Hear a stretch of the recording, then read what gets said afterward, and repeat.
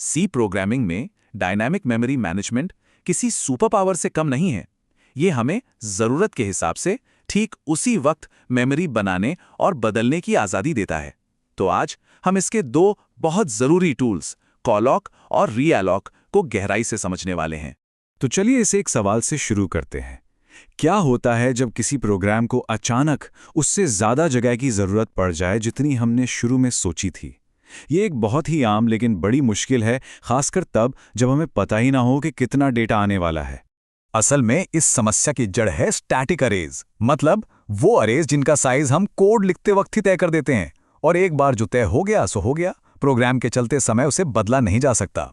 इसे ऐसे समझिए जैसे आपको पूरे साल के लिए ठीक 5 लॉकर दे दिए गए हों, ना एक ज्यादा ना एक कम। अब अगर सामान कम हुआ तो लॉकर खाली पड़े रहेंगे, मतलब मेमोरी बर्बाद। और अगर सामान ज्यादा हो गया तो जगह ही नहीं बचेगी। तो इस मुश्किल का पहला शानदार समाधान है कैलॉक। ये हमें प्रोग्राम के चलते समय यानी कि रन टाइम पर ठीक उतनी ही मेमोरी बनाने की सुविधा देता है जितनी हमें चाहिए। तो ये कॉलॉक है क्या? ये एक पहले से बना हुआ फंक्शन है जो डायनामिक तरीके से मेमोरी बनाता है। इसे बस 2 चीजें चाहिए होती हैं।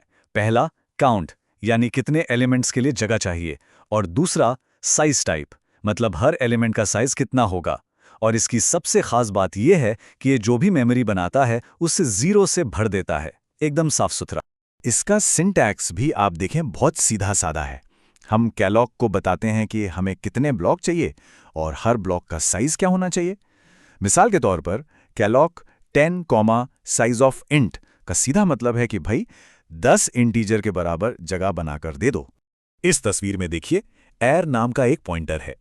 कैलॉक ने इसके लिए 502 से लेकर 518 तक मेमोरी में एक बिल्कुल साफ लगातार ब्लॉक बना दिया है। ये जगह अब हमारे डेटा के लिए पूरी तरह से तैयार है। और इसका सबूत वो हमें इस आउटपुट में साफ साफ दिखता है। देखिए, डिफ़ॉल्ट वैल्यूज के आगे सारे 0 प्रिंट हुए हैं।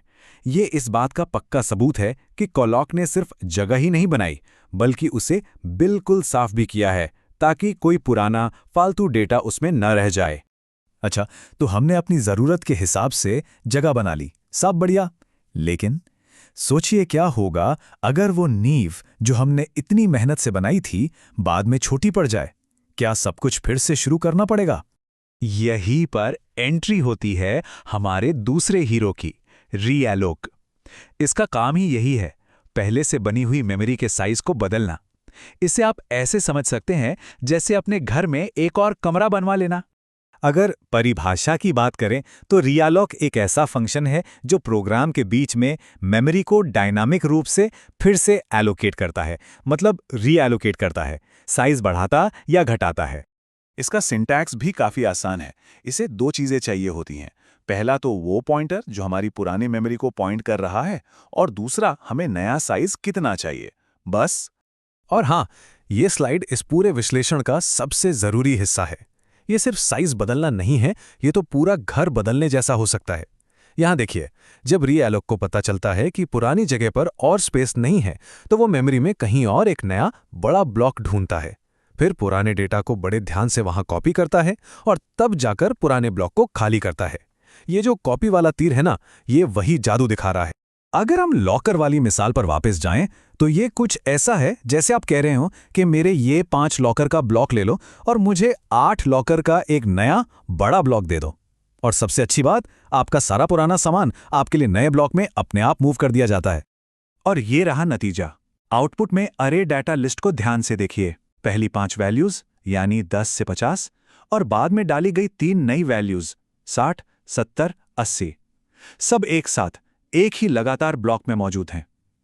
यह साबित करता है कि रीअलॉक ने अपना काम कितनी खूबसूरती से किया है। तो हमने देखा कि डायनामिक मेमोरी एक बहुत ही शक्तिशाली, एक बहुत पावरफुल टूल है। लेकिन हम सब जानते हैं, हर बड़ी ताकत के साथ एक बड़ी जिम्मेदारी भी आती है। तो आज की मुख्य बातें क्या हैं? पहली, कैलॉक मेमोरी बनाकर उसे 0 से भर देता है। दूसरी, रीअलॉक मौजूदा मेमोरी का आकार बदलता है, जिसमें डेटा को मूव करना भी शामिल हो सकता है। और तीसरी, सबसे जरूरी बात, हमेशा फ्री का इस्तेमाल करके मेमोरी को खाली करें ताकि मेमोरी लीक्स जैसी खतरनाक चीजों से बचा जा सके। तो अब जब मेमोरी को अपनी मर्जी से चलाने की ये ताकत किसी के हाथ में हो, तो असली सवाल ये उठता है कि इसका इस्तेमाल करके क्या बनाया जाएगा, क्या नया रचा जाएगा।